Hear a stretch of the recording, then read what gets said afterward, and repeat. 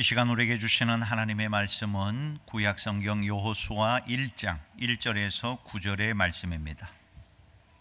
여호수아 1장 1절에서 9절의 말씀을 한 절씩 교독으로 봉독하시겠습니다. 여호와의 종 모세가 죽은 후에 여호와께서 모세의 수종자 눈의 아들 여호수아에게 말씀하여 이르시되 내 종 모세가 죽었으니 이제 너는 이 모든 백성과 더불어 일어나 이 요단을 건너 내가 그들 곧 이스라엘 자손에게 주는 그 땅으로 가라. 내가 모세에게 말한 바와 같이 너희 발바닥으로 밟는 곳은 모두 내가 너희에게 주었노니 곧 광야와 이 레바논에서부터 큰 강 곧 유브라데 강까지 해쪽 속의 온 땅과 또 해지는 쪽 대해까지 너희의 영토가 되리라. 내 평생에 너를 능히 대적할 자가 없으리니 내가 모세와 함께 있었던 것 같이 너와 함께 있을 것임이니라. 내가 너를 떠나지 아니하며 버리지 아니하리니 강하고 담대하라. 너는 내가 그들의 조상에게 맹세하여 그들에게 주리라 한 땅을 이 백성에게 차지하게 하리라. 오직 강하고 극히 담대하여 나의 종 모세가 내게 명령한 그 율법을 다 지켜 행하고 우로나 좌로나 치우치지 말라. 그리하면 어디로 가든지 형통하리니 이 율법책을 내 입에서 떠나지 말게 하며 주야로 그것을 묵상하여 그 안에 기록된 대로 다 지켜 행하라. 그리하면 내 길이 평탄하게 될 것이며 내가 형통하리라. 다 같이요. 내가 내게 명령한 것이 아니냐. 강하고 담대하라. 두려워하지 말며 놀라지 말라. 내가 어디로 가든지 내 하나님 여호와가 너와 함께 하느니라 하시니라. 아멘. 오늘 주신 본문 말씀을 가지고 오직 강하고 극히 담대하라 이런 말씀으로 함께 은혜를 받고자 합니다. 요즘 MZ 세대로 불리는 청년 세대들에게 따라오는 수식어가 많습니다. 부모보다 가난한 첫 세대가 될 거다. 연애, 결혼, 주택 구입을 포기한 삼포 세대. 거기다가 출산, 인간관계, 꿈, 희망, 외모, 건강까지 포기한다는 구포 세대까지 나왔다는 것입니다. 취업난에 좌절을 느낀다는 의미로 표현된 헬조선, 부모복을 받지 못하고 태어났음을 비관하는 흑수저, 이번 삶에서는 희망이 없다는 자조 섞인 이생망. 어떻게 보면 청년들을 지칭하는 부정적인 단어가 너무나 많다 하는 것입니다. 어느 시대든지 빈민층, 서민층, 부유층은 항상 있어 왔고 늘 고난도 있었다는 것입니다. 한국의 역사를 보면 일제강점기 36년 동안 나라를 잃었고 말과 글을 잃었고 복음을 전하기 위해 한국에 온 선교사들도 그 당시에는 핍박을 받았습니다. 물론 수많은 그리스도인들이 잡혀가서 순교도 당하고 고난을 당했습니다. 어쩌면 한국 민족사 전체가 소망이 없는 시대였다고 해도 과언이 아닐 것입니다. 그럼에도 이 모든 고난을 이겨내고 새로운 역사를 쓴 민족이 대한민국입니다. 6.25 전쟁도 마찬가지였습니다. 나라가 잿더미로 뒤덮였고 초토화가 되었습니다. 당시 한국은 에티오피아 다음으로 전 세계에서 가장 가난한 나라였습니다. 지금은 어떻습니까? 미국, 영국, 프랑스, 독일 이런 전통 강대국과 어깨를 나란히 하는 새로운 강대국으로 부상했다는 것입니다. 1970년대 경제 성장으로 시작된 한강의 기적을 지나 지금은 K문화, K팝, K드라마, K푸드, K자만 붙으면 전 세계가 각광하는 인기를 주도하는 대한민국은 지금 완전히 새로운 나라가 되었습니다. 이렇게 한국이 세계에 우뚝 서 있음에도 불구하고 지금 많은 한국의 젊은이들이 꿈을 잃어버리고 상실감 속에 절망 속에 살아가는 이 현실이 너무나 안타깝습니다. 오늘 우리 믿음의 성도들 너무 세상을 부정적으로만 보지 말자 하는 것입니다. 개척교회로 힘들어하던 어느 목사님이 선배 목사님, 멘토 목사님을 찾아왔어요. 너무너무 힘들다는 것입니다. 그때 멘토 목사님이 그랬다는 거예요. 그래도 기도하십시오. 기도하면 모세가 기도하니까 홍해가 갈라졌습니다. 마실 물이 반석에서 나왔습니다. 그때 후배 목사님이 그러는 겁니다. 저는 모세가 아닌데요. 그때 멘토 목사님이 그랬다는 것입니다. 목사님은 모세가 아니지만 하나님은 그 하나님입니다. 모세는 성경 역사에서 등장하는 가장 위대한 지도자 중에 한 사람입니다. 이 모세가 죽고 났을 때 그 당시 백성들의 마음이 어떠했을까요? 아마 모든 것을 잃어버린 것 같은 슬픔, 앞으로 미래를 어떻게 헤쳐나갈까 두려움이 앞섰을 것입니다. 그러나 여러분, 새 시대는 항상 두려움과 함께 시작합니다. 두려움을 이겨야 새 시대를 열 수가 있다는 것입니다. 자, 이스라엘 백성들 이제 어떻게 해야 됩니까? 다시 광야로 돌아가야 하는 것입니까? 아닙니다. 믿음으로 전진해야 한다 하는 것입니다.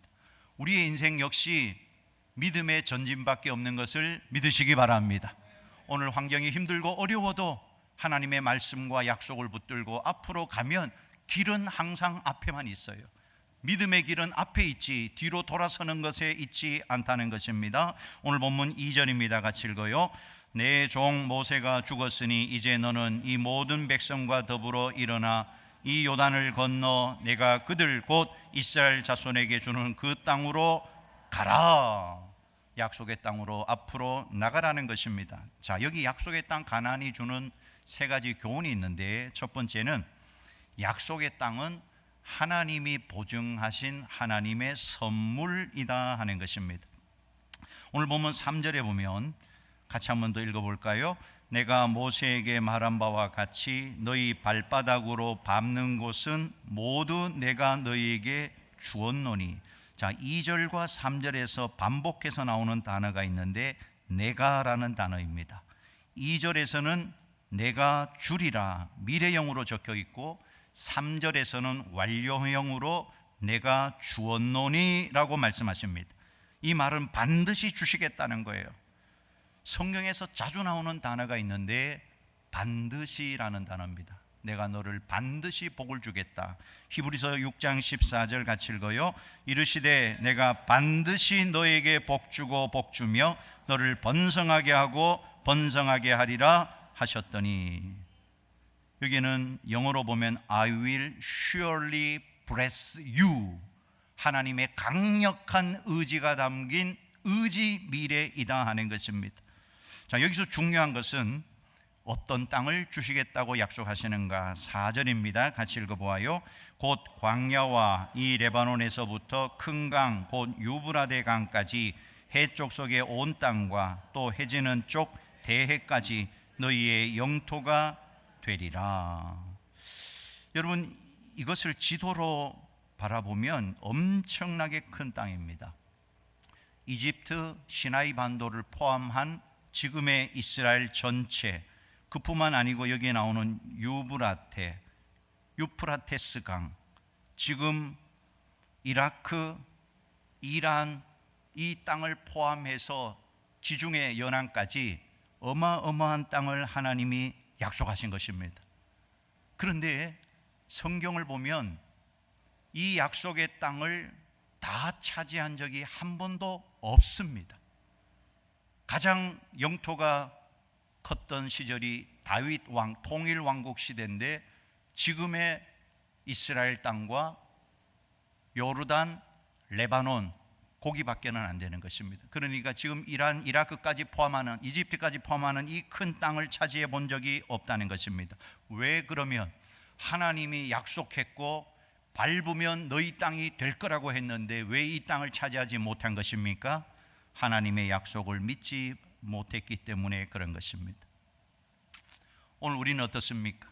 성경에 32,500가지 하나님의 약속이 있는데 그 약속을 내 것으로 100% 신뢰하고 믿음으로 살아가고 있는가 하는 것입니다. 두 번째로, 약속의 땅은 잘 포장되어 있는, 준비되어 포장된 선물이 아니었다는 것입니다. 6절 말씀 같이 한번 읽어보겠습니다. 강하고 담대하라. 나는 땅을 이 백성에게 차지하게 하리라.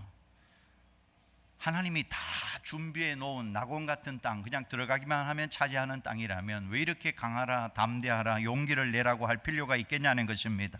그 땅은 피와 땀과 눈물을 흘려야 차지할 수 있는 땅이었다 하는 것입니다. 세 번째로 약속의 땅은 이스라엘 백성들이 싸워서 얻어야만 하는 땅이었다는 것입니다. 바울이 우리에게 이렇게 격려를 합니다. 디모데전서 6장 12절입니다. 같이 읽어요. 믿음의 선한 싸움을 싸우라. 영생을 취하라. 이를 위하여 내가 부르심을 받았고 많은 증인 앞에서 선한 증언을 하였도다. 여러분, 그렇습니다. 신앙은 영적인 전투입니다. 분투입니다. 싸워서 이겨야 한다 하는 것입니다. 오늘 이 시대에 우리가 신앙생활을 하는 것, 하나님의 나라를 이루어가는 것, 교회를 세워가는 것, 이 어둠의 세상과 싸워 이겨나가는 것 결코 쉬운 일이 아닙니다. 그래서 때로는 우리의 신앙이 침체가 오기도 하고 지쳐서 낙심하고 주저앉을 때도 분명히 있다는 것입니다. 그러나 아십시오. 하나님은 우리를 절망 가운데 그대로 내버려 두시지 않는다는 것입니다. 반드시 우리를 복주고 복주시는 분이 하나님이심을 믿으시기 바랍니다. 그러면 어떻게 해야 이 어두운 현실, 어려운 현실을 이기고 나갈 수 있는가? 오늘 세 가지를 찾고 함께 은혜 받고자 합니다. 첫 번째는 말씀의 원리를 따르라 하는 것입니다. 오늘 본문 7절과 8절입니다. 같이 읽어요. 오직 강하고 극히 담대하여 나의 종 모세가 내게 명령한 율법을 다 지켜 행하고 우로나 좌로나 치우치지 말라. 그리하면 어디로 가든지 형통하리니 이 율법책을 내 입에서 떠나지 말게 하며 주야로 그것을 묵상하여 그 안에 기록된 대로 다 지켜 행하라.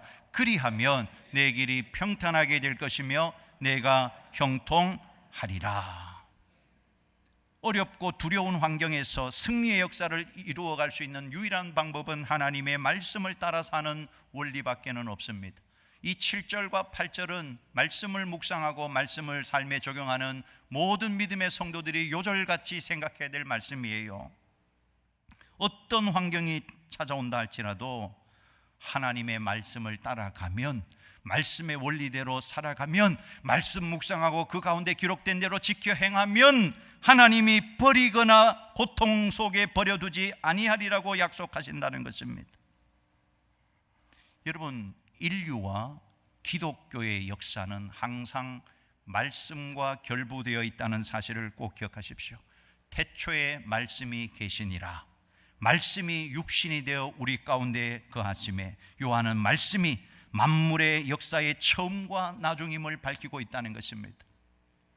말씀을 버림으로 시작된 인류의 문제는 오직 말씀으로만 해결될 수 있다는 것입니다. 인류와 기독교의 역사는 말씀과 철저하게 결부가 되어 있어요. 이 사탄은 인류의 심장과도 같은 이 하나님의 말씀을 빼앗으려고 첫사람 아담을 간교한 뱀의 목소리로 속였던 것입니다. 지금도 여전히 이 말씀은 성경과 인류와 교회를 관통하는 최고의 중요성을 가지고 있습니다. 권위 중에 권위, 권위의 최종이 하나님의 말씀이다 하는 것입니다. 그래서 사탄은 언제나 속임수를 씁니다.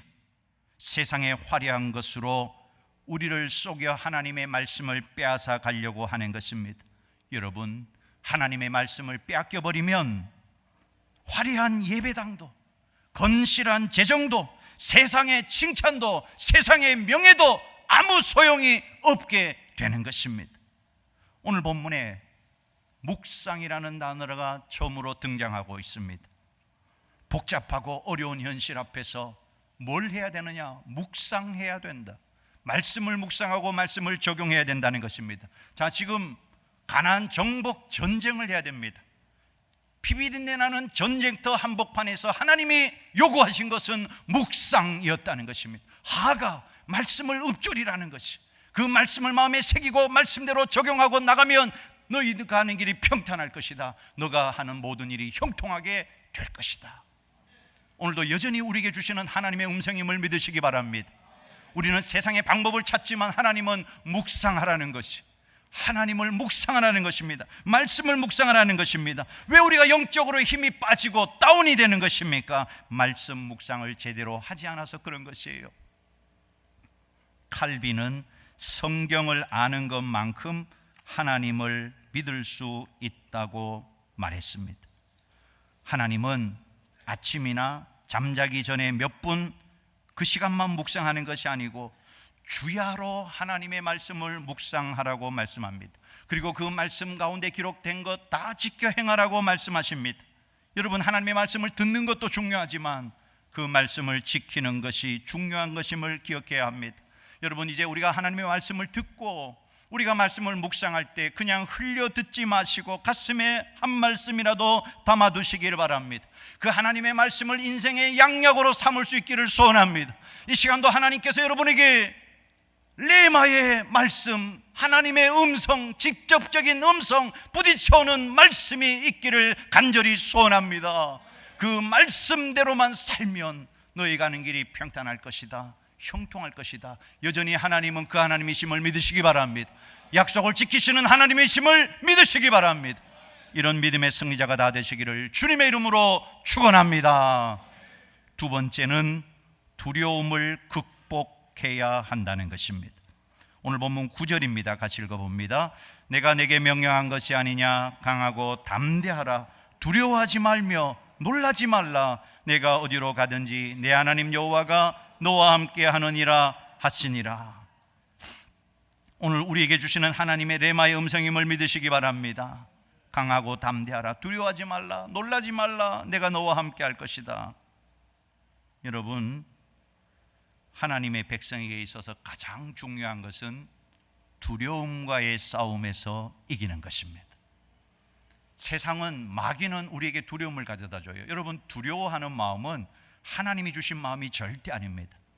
마음에 두려움, 염려, 근심이 가득하다면 이거는 마귀가 가져다 준 것이구나. 그 두려움과 싸워서 이겨야 한다 하는 것입니다. 자, 그러면 왜 인간에게 근원적으로 두려움이 찾아왔을까 하는 것입니다. 처음 사람 아담과 하와를 보면 알 수가 있어요. 그것은 바로 하나님의 명령에 불순종할 때 두려움이 찾아온다 하는 것입니다. 하나님의 명령을 거부하면 담대함이 사라져요. 두려워요. 세상의 모든 것이 두려워요. 우리가 죄를 범하면 안 되는 이유가 바로 죄를 지으면 두려움이 찾아오기 때문에 그런 것입니다. 이 죄라는 것은 하나님과 우리 사이를 가로막아서 하나님을 보지 못하게 만들어요. 왜 두려운 것입니까? 하나님보다 문제가 크게 보이기 때문에 두려운 것입니다. 하나님을 보는 눈이 열리면 두려움이 사라지는데 하나님과 우리 사이에 죄가 가로막고 있기 때문에 하나님을 볼 수 없어서 세상이 그렇게 두려운 것입니다. 오늘 본문 9절 속에 비슷한 단어가 반복되고 있어요. 놀라지 말라, 두려워하지 말라, 담대하라, 내가 너와 함께한다, 떠나지 않는다. 그런데 문제는 지금 이걸 누구에게 이야기하고 있습니까? 여호수아에게 이야기하고 있어요. 제2의 지도자 여호수아가 지금 상황이 어떤 것입니까? 두려워 떨고 있는 것입니다. 그러니까 하나님께서 두려워하지 말아라, 내가 너와 함께 할 것이다. 우리 예수님께서 두려워하지 말라는 말씀과 함께 하시는 말씀이 있어요. 자주 하시는 말씀이 있었어요. 두려워하지 말라, 그 다음에 따라오는 단어가 믿음이 적은 자들아. 왜 두려운 것입니까? 믿음이 작기 때문에 두려운 거예요. 두려움은 믿음이 없어서 생기는 현상입니다. 세상이 두렵습니까? 염려, 근심, 걱정이 끊이지 않습니까? 믿음이 없기 때문에 그런 것이. 두려움을 이기는 가장 좋은 방법은 믿음을 강하게 하는 것입니다. 여러분, 믿음의 시작은 두려움의 끝이고 두려움의 시작은 믿음의 끝이라는 말이 있어요. 성경을 통하여 하나님이 끊임없이 우리를 격려하실 때마다 쓰셨던 말씀이 두려워하지 말라. 365번 두려워하지 말라, 매일 두려워하지 말라고 지금 말씀하고 계시다는 것입니다. 3절 말씀 같이 한번 읽어보겠습니다. 내가 모세에게 말한 바와 같이 너희 발바닥으로 밟는 곳은 모두 내가 너희에게 주었노니. 여기 밟는 곳이라는 말은 아직 안 밟았다는 것입니다. 밟는 곳을 너희에게 주었다는 것은 영어 문법으로 보면 시제가 맞지 않아요. 밟는 곳은 앞으로 밟을 땅인데 이미 주었다, 과거형으로, 완료형으로 적혀 있단 말입니다. 자, 그러면 성경 기자가 틀리게 기록했을까요? 아직 밟지도 않았는데 하나님은 이미 준 땅이라고 하셨단 말입니다.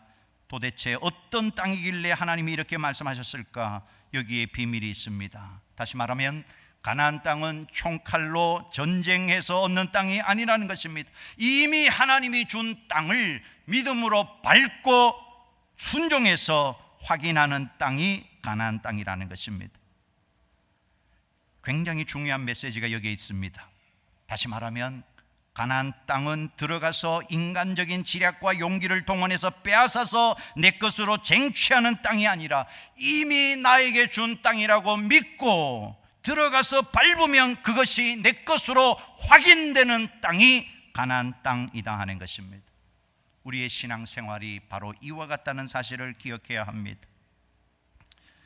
오늘 9절 말씀은 정말 빛처럼 강한 힘을 우리에게 주는 말씀이에요. 오늘 우리 모두에게 주시는 레마의 음성으로 다시 한번 읽어보겠습니다. 내가 내게 명령한 것이 아니냐. 강하고 담대하라. 두려워하지 말며 놀라지 말라. 내가 어디로 가든지 내 하나님 여호와가 너와 함께 하느니라 하시니라. 아멘. 여러분, 두려움이 엄습할 때 그 두려움을 이길 수 있는 힘은 우리에게는 없어요. 그러나 하나님과 하나님의 언약의 말씀을 붙들 때 두려움을 이기게 되는 것을 믿으시기 바랍니다. 여러분, 우리가 인생을 살아가면서 정말 두려워해야 될 대상은 오직 하나님 한 분밖에 없습니다. 하나님 잘 섬기지 못한 것, 하나님과 멀어진 것, 하나님의 일을 게을리한 것, 하나님의 능력을 의심한 것, 하나님과 관계에서 문제가 생기는 것, 이것을 가장 두려워해야 됩니다. 여러분, 하나님과의 관계에 문제가 없다면 그 외에는 두려워할 일이 없습니다.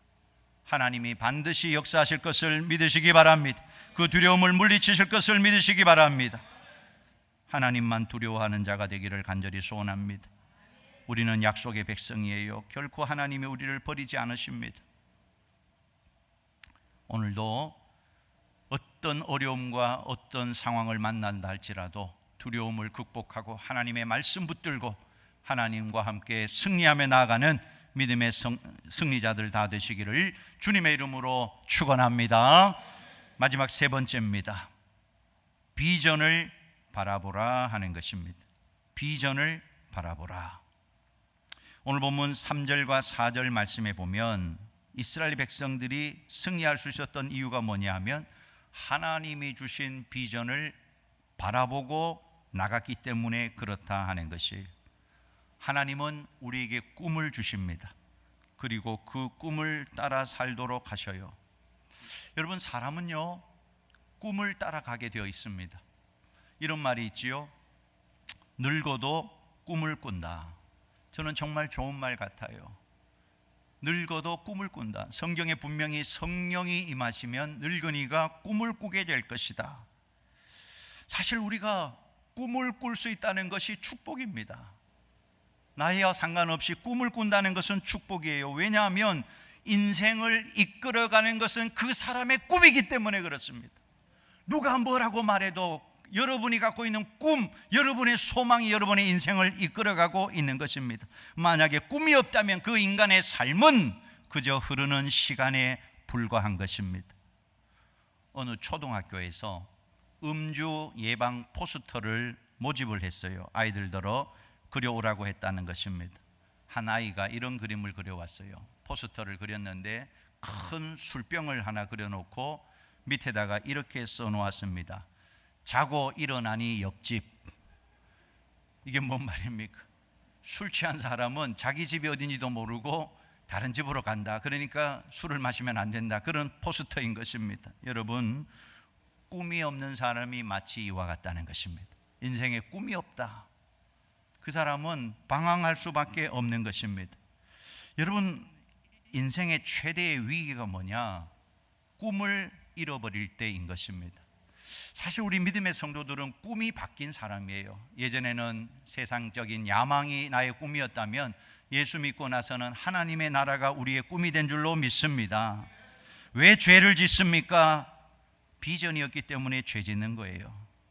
이스라엘 백성들 하나님이 주신 이 비전 잃어버리고 세상과 동화되어 갈 때 죄악 가운데 방황할 수밖에 없었다는 것입니다.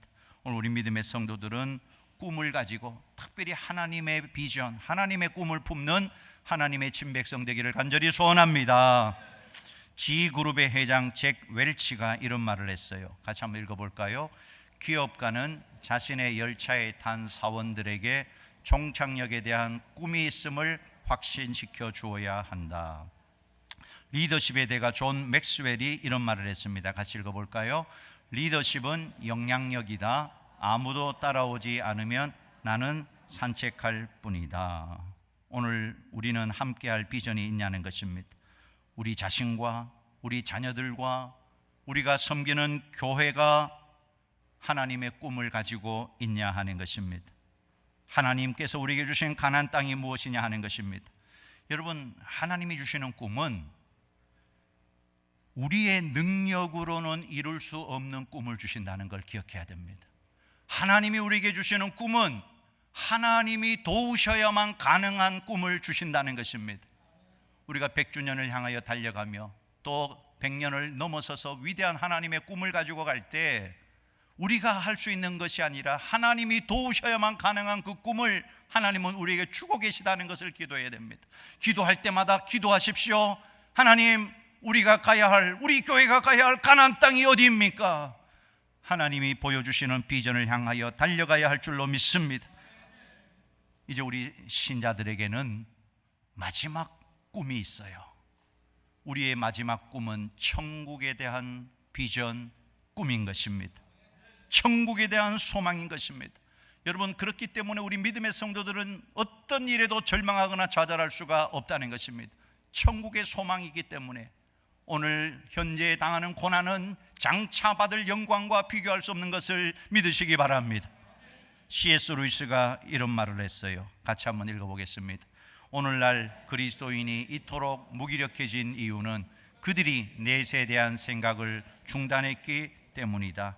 천국을 목표로 하면 세상을 덤으로 얻지만 세상을 목표로 하면 둘 다 잃게 될 것이다.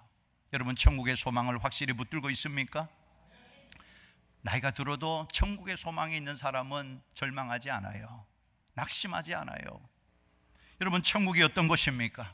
우리가 그토록 소망하는 천국이 어떤 곳입니까? 성경에 기록되어 있습니다. 요한계시록 22장 1절과 2절 읽고 말씀을 맺겠습니다. 또 그가 수정같이 맑은 생명수의 강을 내게 보이니 하나님과 및 어린 양의 보좌로부터 나와서 길 가운데로 흐르더라. 강 좌우에 생명나무가 있어 12가지 열매를 맺되 달마다 그 열매를 맺고 그 나무 잎사귀들은 만국을 치료하기 위하여 있더라. 그렇습니다. 그곳은 수정같이 맑고 맑은 생명수 강가에서 어둠이 없고 밝고 밝은 그곳에서 생명나무 과실을 먹을 수 있고 저주나 고통이나 눈물이나 질병이 없는 곳에서 하나님을 찬미하며 영생의 복락을 누리는 것이 천국인 것을 믿으시기 바랍니다. 어느 교회 목사님의 아버님이 소천을 하셨어요. 그래서 그 교회 원로 목사님이 그 장례 예배를 한 타임 인도를 해 주셨습니다. 그때 전해준 말씀이 이 담임 목사님에게 큰 은혜가 되었다고 이렇게 고백을 합니다. 아들이 전해준 복음으로 예수님을 믿게 된 아버님이 천국에서 눈을 뜨셨을 때 아버님은 깜짝 놀라셨을 것입니다. 아들에게 말로만 들었던 것과는 비교할 수 없을 정도로 아름다운 천국을 눈으로 보았기 때문입니다. 여러분, 천국에 대한 소망이 오늘 우리를 살리는 소망 되기를 간절히 소원합니다. 말씀을 정리합니다. 여호수아와 이스라엘 백성들, 지도자 모세가 죽고 감당할 능력은 없고 가야 할 길은 암담할 때 다시 한번 하나님의 말씀을 삶에 적용하며 약속하신 언약을 붙들고 주님이 주신 비전과 꿈을 붙잡고 일어났습니다. 오늘 우리도 이렇게 믿음으로 일어나 믿음의 영광을 드러내는 믿음의 용사들이 다 되어질 수 있기를 주님의 이름으로 축원합니다.